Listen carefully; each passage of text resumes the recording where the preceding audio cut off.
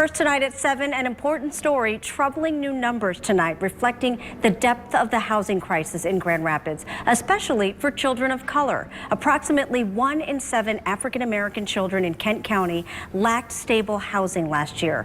Target 8 investigator Susan Samples first exposed Grand Rapids' growing housing emergency 1 year ago, and is now back on the story tonight. I don't know what to do anymore, but I'm trying because I know I gotta be strong for my kids. This was the heartbreaking scene we found a little more than a year ago. A homeless family with 8 children crammed into 2 Grand Rapids hotel rooms. Housing in Grand Rapids is so unfair because they have to realize that it's a lot of people out here struggling. They can't afford this high rent. 13 months later, new evidence that the crisis has reached new heights. We have just seen a huge number of students that have remained homeless for much longer periods of time. Casey Gordon works with special student populations through the Kent Intermediate School District.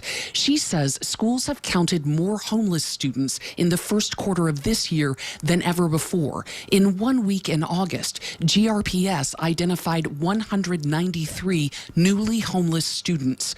Other research found that approximately 1 in 7 African-American children in Kent County is homeless or on the brink of it. That's compared to 1 in 54 Latino children and 1 in 160 white children. It really is so difficult. You cannot go to school and learn math and learn to read by grade 3 when you're worried about, will I be cold? Where will I stay? I just lost all of my belongings. We want you to think of this. Casey Gordon was one of 50 or so participants in a workshop Friday. We have to collaborate.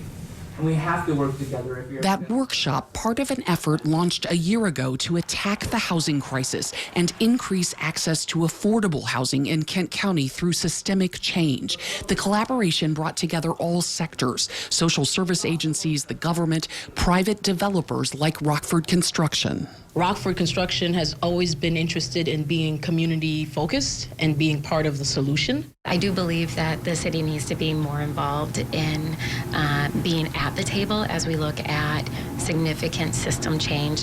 That change didn't come soon enough for dozens of homeless families, most often working families, that were forced from hotels a year ago when state funding ran out. A chaotic nightmare no child should endure. In Grand Rapids, Susan Samples, News 8. Now, that collaborative effort, called the Housing Security Initiative, is coordinated by K-Connect, a Grand Rapids agency that facilitates community action.